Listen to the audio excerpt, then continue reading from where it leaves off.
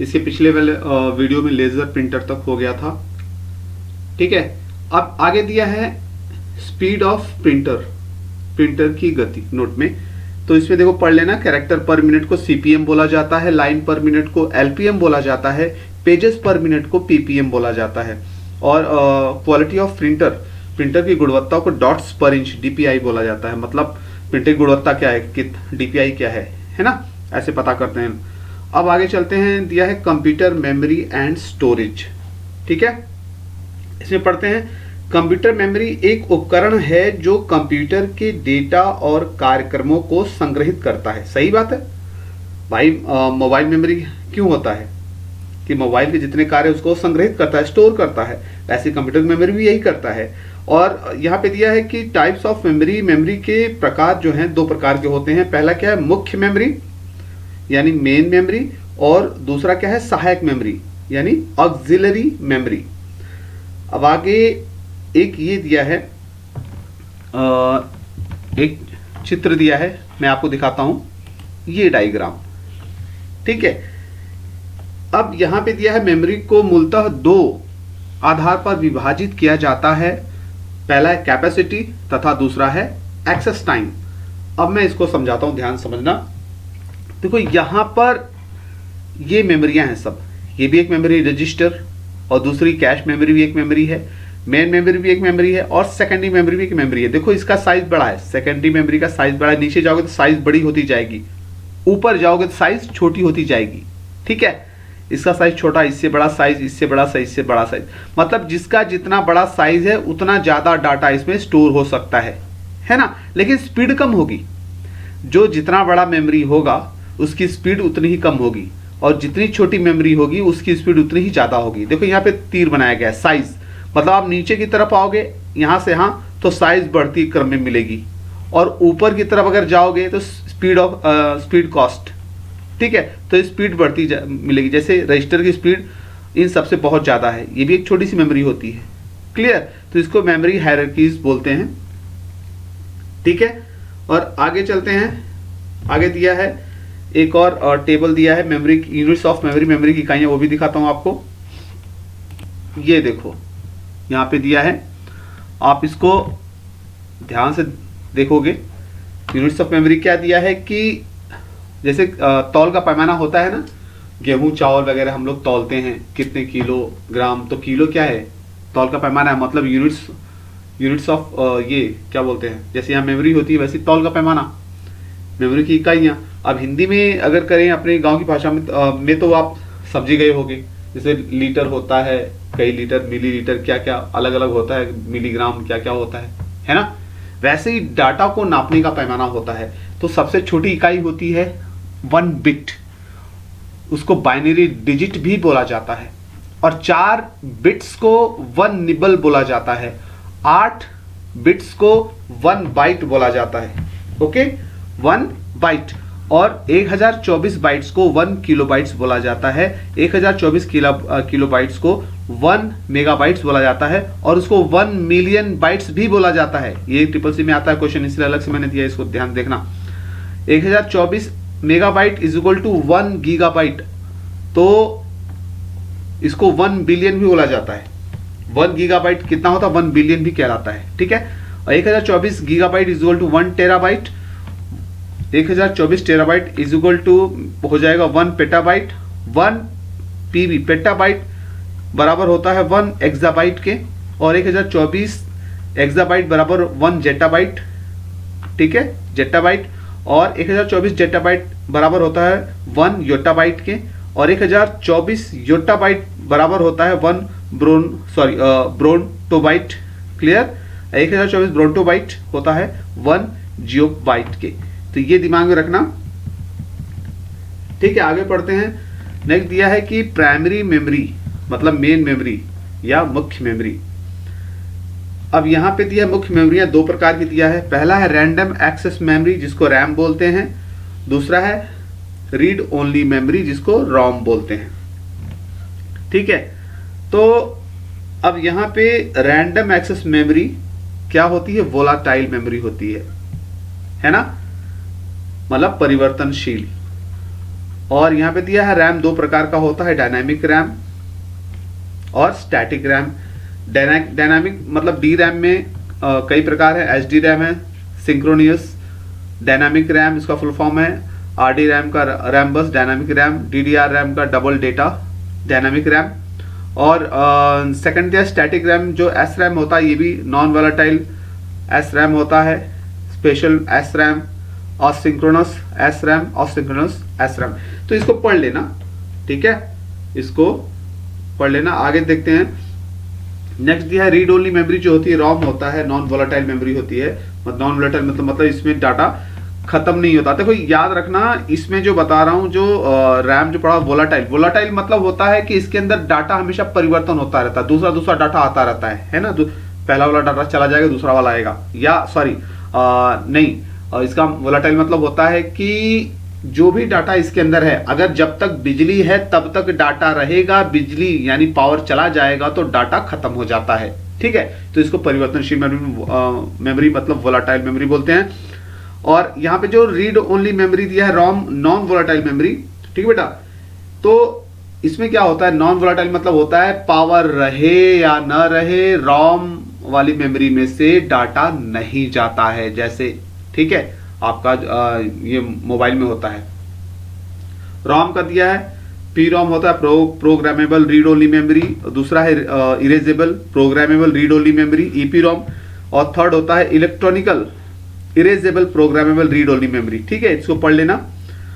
और secondary memory अब दिया है, सेकेंडरी मेमोरी दिया है सीपीयू के बाहर होती है, सीपीयू के बाहर होती है। अब थोड़ा सा मैं इसका डायग्राम दिखा दूं तो बेहतर रहेगा, आप लोगों को कैसा कैसा होता है तो समझ में आएगा, ठीक है, तो क्लियर होगा आप लोगों को। ये देखो बेटा, ये होती है रैम, ठीक है, ये सारे जो चित्र हैं रैम के चित्र हैं, ठीक है, ये सब रैम होते हैं, कंप्यूटर मेमोरी ये रैम होती है। और आपको रोम दिखा दूं कैसा होता है, ये देखो, ये रोम होते हैं सब, ठीक है, रीड ओनली मेमोरी। ये सब चिप भी बोला जाता है, आप लोग बोलते हैं ना आईसीआईसी बोलते हो, है ना, उसी टाइप जैसा, ठीक है, ये सब रोम होते हैं। तो सेकेंडरी मेमोरी सीपीयू के बाहर होती है, इसकी स्टोरेज क्षमता मेन मेमोरी से अधिक होती है, ठीक है। मेन मेमोरी जो मैंने दिखाया था, मतलब ये तो मुख्य मेमोरी है। अब सेकेंडरी मेमोरी कौन कौन से मैं आपको दिखाता हूं। सेकेंडरी मेमोरी आप देख लो, बहुत सारे सेकेंडरी मेमोरी। देखो ये होता है सीपीयू, ठीक है बेटा, ये डब्बा जो कंप्यूटर के साथ होता है, ठीक है। तो अब इसके बाहर होती है, मैं एक बार और दिखाता हूं आपको। यहाँ पे मैं टाइप करता हूं कंप्यूटर सीपीयू, ठीक है, आपको दिख जाएगा।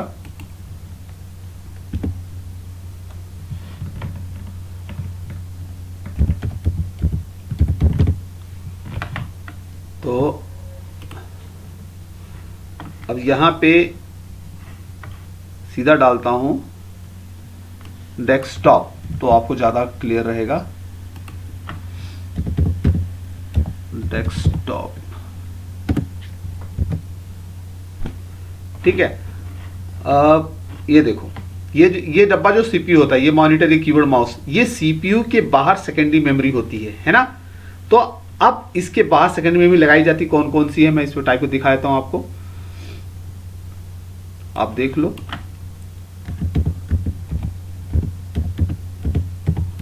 सेकेंडरी मेमोरी देखना ध्यान से, पेन ड्राइव भी सेकेंडरी मेमोरी आती है, ठीक है। ये हार्ड डिस्क भी सेकेंडरी मेमोरी होती है, ये सीडी भी सेकेंडरी मेमोरी होती है ना। एसडी कार्ड वगैरह जो मेमोरी कार्ड, वो सब सेकेंडरी मेमोरी होते हैं, ठीक है। तो आगे पढ़ते हैं। ये सीपीयू के बाहर पेन ड्राइव तो सीपीयू के अंदर लगता नहीं, आप बाहर से लगाते हो ना, वही चीज है। तो यहां पे और क्या क्या देखते हैं, इसकी मेन मेमोरी की तुलना में स्पीड और कॉस्ट प्राइस दोनों ही कम होते हैं। सही बात है, जो रैम वगैरह रोम था उसका प्राइस बहुत ज्यादा होता है, और ये सेकेंडरी मेमोरी का। आप पेन ड्राइव देख लो ना कितना सस्ता मिलता है, आप अगर रैम खरीदने जाओ तो ज्यादा महंगा होगा, तो सस्ता होता है। सेकेंडरी मेमोरी स्पीड भी कम होती है, उसका कॉस्ट मतलब मूल्य भी सस्ता होता है, और प्राइमरी मेमोरी का स्पीड भी ज़्यादा होती है और इसीलिए उसका कॉस्ट भी बहुत ज़्यादा होता है, मूल्य भी बहुत ज़्यादा होता है। इसमें स्टोर किए गए डेटा को हम भविष्य में प्रयोग कर सकते हैं। ठीक है, इसमें डाटा जो हम रखते हैं जैसे हार्ड डिस्क पेन ड्राइव में जो डाटा रखते हैं या CD DVD में, इसका भविष्य में उपयोग कर सकते हैं। अब एग्जाम्पल यहाँ पे दिया है मैग्नेटिक डिस्क, ठीक है, हार्ड डिस्क। मैग्नेटिक डिस्क में कौन क्या क्या होता है? हार्ड डिस्क होता है, फ्लॉपी डिस्क होता है। ऑप्टिकल डिस्क में CD DVD ब्लूरे डिस्क मतलब BD, और सॉलिड स्टेट डिस्क SSD मतलब पेन ड्राइव या फ्लैश ड्राइव। ठीक है, अब आगे पढ़ते हैं, एक एक चीज का दिया है फ्लॉपी डिस्क। फ्लॉपी डिस्क कैसा होता है ये भी देख लो तो पढ़ाऊंगा। फ्लॉपी डिस्क अब मार्केट में नहीं है क्योंकि कोई यूज नहीं करता, बहुत पुराना है, हो गया है, तो आउट मार्केट से बाहर है ये। फिर भी CCC में क्वेश्चन आते हैं इसलिए इसको पढ़ना जरूरी है।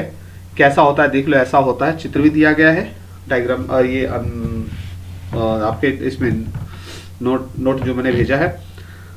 फ्लॉपी डिस्क एक वृत्ताकार डिस्क होता है जिसके दोनों तरफ मैग्नेटिक पदार्थ चढ़ा होता है। ठीक है, दोनों तरफ मैग्नेटिक पदार्थ है, इस तरफ भी, इसके पीछे तरफ भी। ठीक है, 3 दिख रहे हैं यहाँ पे। फ्लॉपी डिस्क में डाटा ट्रैक्स एंड सेक्टर में स्टोर होता है। ये टेक्निकल बात है, अंदर वो ट्रैक सेक्टर बने हुए होते हैं। नेक्स्ट कहते हैं फ्लॉपी डिस्क ड्राइव कई अलग अलग साइज में आता है ना। साइज क्या है? 8 इंच 80 KB, और होता है 5.5 इंच का भी होता है, 1.2 MB, 5.5 इंच, फिर 3.5 इंच का भी होता है, और 1.44 MB। तो इसको अच्छे से दिमाग में भर लेना। ठीक है, नेक्स्ट क्या है? Hard disk. अब हार्ड डिस्क कैसा होता है वो भी देख लो बेटा। ठीक है, हार्ड डिस्क देख लोगे तो क्लियर हो जाएगा आपको। HARDISK hard disk. कंप्यूटर वाली हार्ड डिस्क कैसी होती है देख लो, ये सब हार्ड डिस्क हैं। ठीक है, हार्ड डिस्क एक ही धुरी पर लगी हुई कई वृत्ताकार चुंबकीय डिस्क का एक समूह होता है। देखो ध्यान से, अब यहाँ पे अंदर का पार्ट दिया है ना, अब एक ही धुरी यहाँ पे है, इसी पे लगा हुआ वृत्ताकार है। ठीक है, अब आगे पढ़ते हैं, इसमें दिया है, नेक्स्ट क्या दिया है? ऑप्टिकल डिस्क मतलब CD। अब CD तो आप लोगों ने देखा ही होगा, बहुत बच्चे हो सकता है नहीं देखे हो। इस CD अब भी मार्केट बहुत कम हो गई है अब, है ना। CD ऐसी होती है, देखो पढ़ते हैं इसको। CD का फुल फॉर्म होता है ऑप्टिकल डिस्क। एक विशेष प्रकार की डिस्क होती है जिस पर डाटा सिर्फ एक बार लिखा जाता है। हमें दोबारा नहीं लिख सकते। एक बार पिक्चर इसमें डाल ली, या पिक्चर पहले देखते थे बहुत बच्चे इसमें, है ना, तो एक बार पिक्चर ले लिया, फिर दूसरी बार उसमें पिक्चर हटा के दूसरा पिक्चर नहीं डाल सकते थे। फिर उसको कितने भी बार पढ़ा जा सकता है। यह एक प्लास्टिक की बनी हुई डिस्क होती है जिसकी भीतरी परत एल्यूमिनियम की बनी होती है। ठीक है, इसकी भीतरी परत जो होती है एल्यूमिनियम की बनी होती है। इसमें डाटा स्टोर करने की विधि मैग्नेटिक डिस्क से अलग होती है, जो हार्ड डिस्क वगैरह उससे अलग होती है। चुंबकीय डिस्क पर चुंबकीय चिन्ह लगातार बनाए जाते हैं, जबकि CD पर डाटा पिट्स मतलब गड्ढा और लैंड्स भूमि के रूप में स्टोर किया जाता है। CD storage capacity 700 MB। ठीक है, तो टेक्निकल थोड़ा सा भाषा यूज किया, इसको पढ़ लेना खाली, इसमें अंदर जाने की जरूरत नहीं है। आगे चलते हैं, दिया है डिस्क DVD तो देखा ही होगा, है ना। DVD तो देखा ही होगा मार्केट में। देखो अब ये सब DVD होती है, CD जैसा ही दिखेगा, लेकिन ये DVD है। पढ़ते हैं, डिजिटल वर्सेटाइल डिस्क। फिलिप्स और सोनी द्वारा 1995 में DVD ऑप्टिकल डिस्क का आविष्कार और विकास किया गया। एक DVD में अधिकतम 4.7 GB डेटा स्टोर किया जा सकता है। ठीक है, 4.7 GB एक DVD में। आगे पढ़ते हैं, अब दिया है ब्लूरे डिस्क। ठीक है, ब्लूरे डिस्क डालते हैं BLU। ठीक है, अब देखो यहाँ पे आएगा ब्लूरे डिस्क। तो ये भी CD जैसा ही दिखता है, लेकिन ब्लू रहता है। ये देख रहे हो, ये ब्लू कलर, नीला कलर का होता है। ये दिया है कि सिंगल लेयर ब्लूरे डिस्क में 25 GB तथा डबल लेयर ब्लूरे डिस्क में 50 GB तक डाटा स्टोर किया जा सकता है। ठीक है, तो इसमें 25 GB तक डाटा स्टोर किया जा सकता है। अब GB क्या है आप लोगों को समझ में आना चाहिए। पहले मैंने बता दिया, GB मतलब गीगाबाइट होता है ना। इतना GB मेमोरी होता है ना, वैसे ही तो ये भी इसका स्पेस होता है, जगह होती है कि इतना डाटा इसमें स्टोर किया जा सकता है। नेक्स्ट क्या दिया, वर्चुअल मेमोरी। ठीक है, वर्चुअल मेमोरी। अब ये सीडी के बाद पढ़ते हैं बेटा। वर्चुअल मेमोरी एक काल्पनिक मेमोरी है, काल्पनिक मतलब कल्पना में, एक्चुअल में होती नहीं है, समझ में आ रहा है ना, मतलब ये हार्डवेयर ग्रुप में नहीं होती है, जिसमें सीपीयू अपने निर्देशों को अस्थायी मतलब टेम्पररी तौर पर स्टोर करता है। वर्चुअल मेमोरी मेन मेमोरी की क्षमता को बढ़ाती है। वर्चुअल मेमोरी का प्रयोग तब होता है जब किसी प्रोग्राम को चलाने के लिए मेन मेमोरी की क्षमता कम पड़ जाती है। ठीक है, ये भी टेम्पररी वर्चुअल मेमोरी होती है, सीपीयू टेम्पररी अपने आप तैयार करता है। नेक्स्ट क्या है, कैश मेमोरी। यह एक प्रकार का, आगे पढ़ते हैं बेटा, कैश मेमोरी। यह एक विशेष प्रकार की मेमोरी है जो सीपीयू और मुख्य मेमोरी के बीच की मेमोरी होती है, जो कि स्टैटिक रैम SRAM चिप का प्रयोग करती है। कैश मेमोरी के उपयोग से कंप्यूटर की स्पीड बढ़ जाती है। प्रोसेसर को किसी सूचना की आवश्यकता होती है तो सबसे पहले कैश मेमोरी में सर्च करता है। कैश में डाटा न मिलने पर मुख्य मेमोरी में सर्च करता है। कैश मेमोरी मुख्य मेमोरी के बीच का बफर का कार्य करती है। ठीक है, कैश मेमोरी वैसे ही होता है, ध्यान समझना, जैसे आपका घर है, आपका बरामदा है, और एक घर ऐसा है जिसमें हर सामान आपको रखते हो। ठीक है, ऐसे 2-3 घर है जिसमें बहुत सारे सामान आप अंदर रखते हो, और बरामदे में वो सामान रखते हो जो कि हमेशा यूज में आने वाली होती है ना। तो आप जब कोई सामान ढूंढने जाते हो, जैसे आप मतलब कंप्यूटर कोई सामान ढूंढने जाते हो तो पहले देखते हो बरामदा में है क्या, है ना, मतलब कैश मेमोरी उसमें है क्या, नहीं है तो फटाफट आप अंदर वाले स्टोरेज में जाते हो जहां की आपका सामान हो सकता है ना, तो आप अंदर चले जाते हो, मतलब मुख्य मेमोरी में चले जाते हो। ऐसे कंप्यूटर भी ढूंढता है। ओके, आगे चलते हैं। दिया है सॉफ्टवेयर।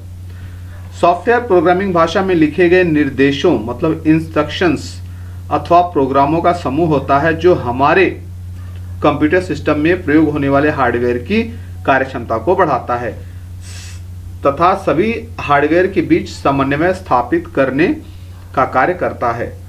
सॉफ्टवेयर का मुख्य उद्देश्य डाटा को इंफॉर्मेशन में परिवर्तित करना है। ठीक है, ये सॉफ्टवेयर मतलब, देखो एक चीज और बता रहा हूं कि यहां पे अगर बात आई है सॉफ्टवेयर की तो समझ लो हार्डवेयर क्या है, सॉफ्टवेयर क्या है। हार्डवेयर मतलब होता है, समझ लो हमारा बॉडी। ठीक है, सॉफ्टवेयर मतलब होता है हम जो इस बॉडी के अंदर रहते हैं।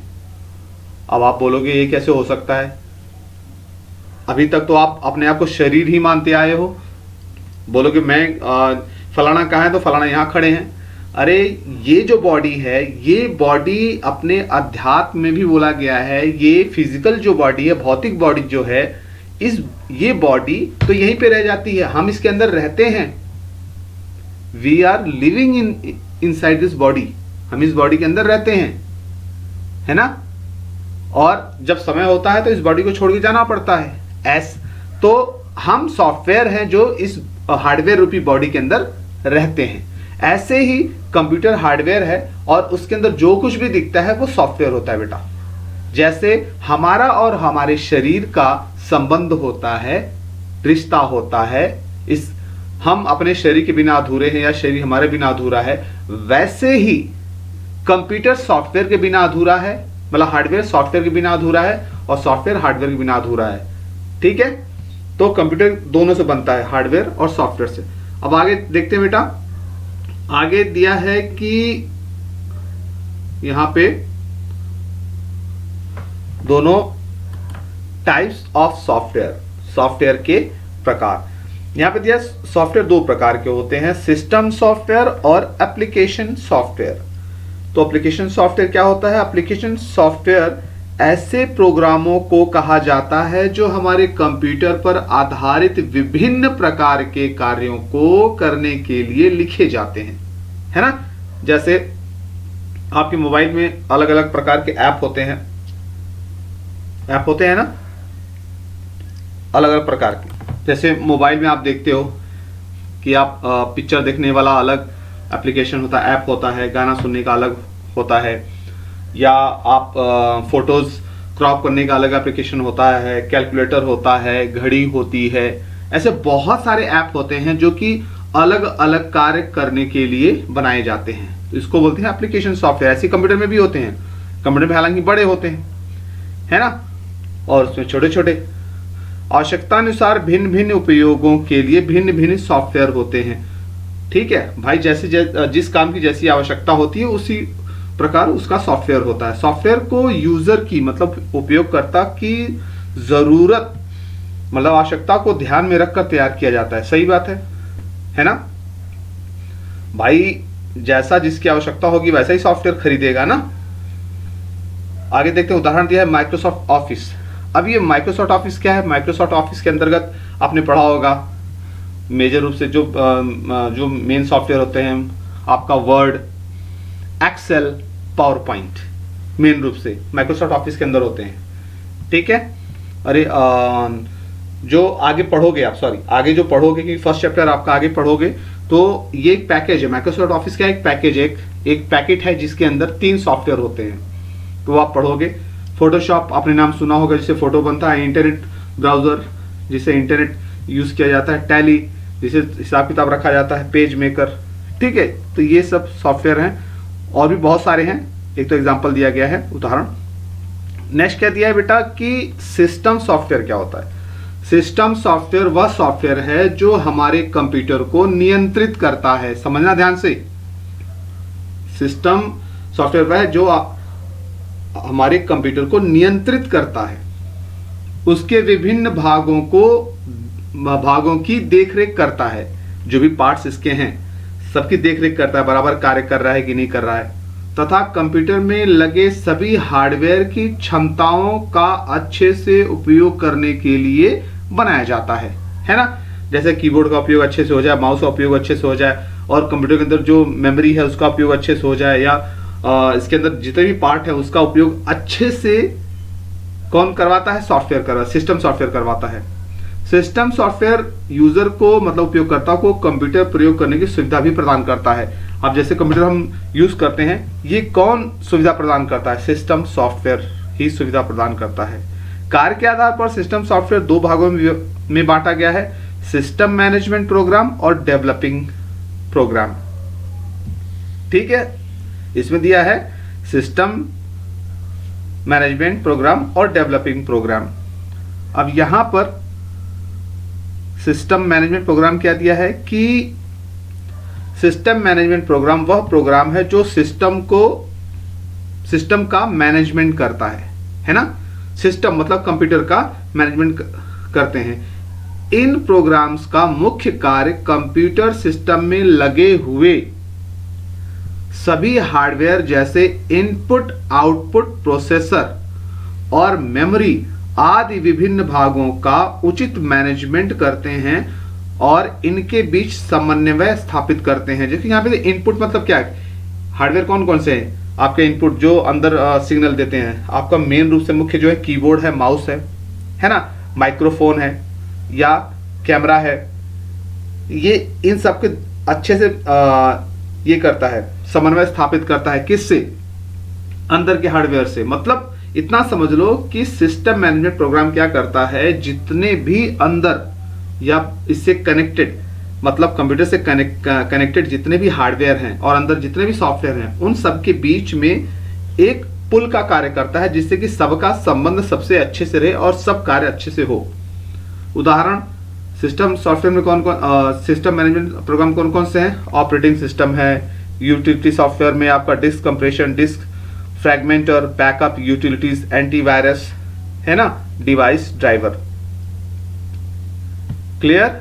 समझ में आ रहा है? अभी ऑपरेटिंग सिस्टम क्या है? ये सिस्टम मैनेजमेंट प्रोग्राम है। ठीक है, इसका अगले चैप्टर में और क्लियर हो जाएगा आपको। ये सब जो सॉफ्टवेयर है आगे अगले चैप्टर में आपको क्लियर हो जाएगा। नेक्स्ट क्या दिया है बेटा कि डेवलपिंग प्रोग्राम एक विशेष प्रकार के सॉफ्टवेयर होते हैं जिनका उपयोग करके अन्य सभी प्रकार के सॉफ्टवेयर का निर्माण किया जाता है। देखो एक बात समझना, मैं इसको अपनी भाषा में समझाता हूं कि डेवलपिंग सॉफ्टवेयर क्या होते हैं। जैसे आप लोहार के पास जाते हो तो लोहे से ही लोहे के सामान को तैयार किया जाता है ना। जैसे फरसा अगर कोई बनाना है या हंसुआ बनाना है तो वो हथौड़ा भी लोहे का रहेगा, और जिसपे वो पीटेगा हंसुआ बनाने के लिए वो भी लोहे का ही रहेगा, और जो कुछ बनेगा औजार वो भी लोहा का ही बनेगा, है ना। तो मतलब लोहा से ही लोहे के औजार को बनाया जाता है। वैसे ही सॉफ्टवेयर से ही नए नए ऐप या सॉफ्टवेयर बनाए जाते हैं। तो वो जो सॉफ्टवेयर होते हैं जो कि अन्य सॉफ्टवेयरों का जिसके द्वारा निर्माण किया जाता है उनको बोला जाता है डेवलपिंग प्रोग्राम या सॉफ्टवेयर। उदाहरण दिया है कंपाइलर, इंटरप्रेटर, असेंबलर, ठीक है, लैंग्वेज ट्रांसलेटर होते हैं ये, ठीक है। मतलब लैंग्वेज ट्रांसलेटर मतलब क्या होता है कि ये भाषा, हमारी भाषा को कंप्यूटर भाषा में अनुवाद कर देते हैं। क्योंकि एक बात और इसी बात पे मैं बता रहा हूं कि कंप्यूटर की भाषा जो होती है बाइनरी होती है। क्या होती है? बाइनरी। और वीडियो से उसको अच्छे से देख लेना, बाइनरी होती है। जैसे हमारी भाषा हिंदी है ना, और अक्षरों की भाषा होती है, मतलब क ख ग घ जो अक्षरों की भाषा है, तो वैसे ही कंप्यूटर की भाषा होती है अंकों की भाषा, जो कि 1 और 0 होती है, ठीक है। तो जैसे इसको ए लिखना होता है तो 1010 लिखता है, बी लिखना हो तो जो अंक और भी हो सकते हैं 101010, तो इसका कोडिंग होता है, अलग से आता है, कोडिंग आता है। अब ये लैंग्वेज ट्रांसलेटर जो दिया है इसका मतलब क्या होता है, जैसे मान लो मुझे एक चाइना आदमी से, चीन के आदमी से बात करनी है, उसको चीनी भाषा आती है, चाइना भाषा आती है, और मुझे हिंदी आती है, तो हम दोनों को बातचीत करना है, तो मुझे एक बीच में ऐसे व्यक्ति की आवश्यकता पड़ेगी जो दोनों भाषा जानता हो, हमारी भाषा को उसकी भाषा में और उसकी भाषा को मेरी भाषा में कन्वर्ट कर दे। तो उसको बोलते हैं लैंग्वेज ट्रांसलेटर। ऐसी भाषा है जो कि जब हम कुछ लैंग्वेज जो कुछ निर्माण करते हैं, कुछ सॉफ्टवेयर बनाते हैं, तो हमारी भाषा को कंप्यूटर की भाषा में और कंप्यूटर की भाषा को हमारी भाषा में निर्माण करता है। क्लियर? अब यहां पे बेटा जो दिया है नेक्स्ट है यूटिलिटी सॉफ्टवेयर, उसको भी पढ़ लेते हैं। यूटिलिटी सॉफ्टवेयर एक प्रकार का सिस्टम सॉफ्टवेयर है जिसे कंप्यूटर के विश्लेषण, एनालाइज या विश्लेषण, कॉन्फ़िगर और मेंटेन रखने में मदद करने के लिए डिजाइन किया गया है ना। अब जैसे कंप्यूटर अच्छे से कार्य करे, वो सॉफ्टवेयर हम बार बार रन करते हैं, उसको चलाते हैं। मोबाइल में भी ऐसे बहुत से सॉफ्टवेयर हैं, आप सफाई वगैरह करते हो, है कि नहीं, क्लीनिंग वगैरह करते हो या वायरस वगैरह निकालते हो। क्लियर? ऐसी यूटिलिटी सॉफ्टवेयर को एप्लीकेशन सॉफ्टवेयर के साथ भ्रमित नहीं किया जाना चाहिए, है ना। जैसे बार बार एक ही चीज होती है कि जैसे बुक, बहुत सारी बुक होती है, तो अलग अलग बुक्स होती है ना, बुक्स होती है, किताब होती है, लेकिन अलग अलग किताबें होती है। वैसे ही सॉफ्टवेयर होते हैं, सॉफ्टवेयर अलग टाइप के सॉफ्टवेयर होते हैं, एप्लीकेशन सॉफ्टवेयर, सिस्टम सॉफ्टवेयर, उससे भी अलग अलग। और यहाँ पे यूटिलिटी सॉफ्टवेयर वही दे रहा है कि यूटिलिटी सॉफ्टवेयर को एप्लीकेशन सॉफ्टवेयर के साथ भ्रमित नहीं किया जाना चाहिए, जो उपयोगकर्ताओं को पाठ, दस्तावेज बनाने, गेम खेलने, संगीत सुनने या वेब सर्फ मतलब इंटरनेट को यूज करने जैसी चीजों को करने की अनुमति देता है। क्लियर? जो उपयोगिता सॉफ्टवेयर के उदाहरण में शामिल है, मतलब यूटिलिटी सॉफ्टवेयर का अर्थ होता है उपयोगिता सॉफ्टवेयर। इसके उदाहरण है वायरस स्कैनर, कंप्यूटर सिस्टम को ट्रोजन और वायरस से बचाने के लिए, ठीक है। डिस्क डिफ्रैगमेंटर क्या होता है? हार्ड डिस्क को गति देने के लिए। सिस्टम मॉनिटर क्या होता है? वर्तमान सिस्टम संसाधनों को देखने के लिए। फाइल प्रबंधक क्या होता है? फाइल मैनेजर, जो कि मोबाइल में होता है, आपने देखा होगा, ऐसे कंप्यूटर में भी होता है। फाइलों और फोल्डरों को जोड़ने, हटाने, मतलब डिलीट करने, नाम बदलने, रीनेम करने और स्थानांतरित करने के लिए। क्लियर? और आगे चलते हैं बेटा, क्या दिया यहाँ पे? Open source and proprietary software. Open source software क्या होता है कि ओपन सोर्स सॉफ्टवेयर एक सॉफ्टवेयर है जो उपयोग करने के लिए स्वतंत्र है और जो इसे बनाने के लिए उपयोग किए जाने वाले मूल स्रोत कोड प्रदान करता है, ताकि उन्नत उपयोगकर्ता इसे संशोधित कर सके ताकि यह उनके लिए बेहतर काम कर सके। देखो ओपन सोर्स क्या होता है? पहली बात तो ये फ्री होता है।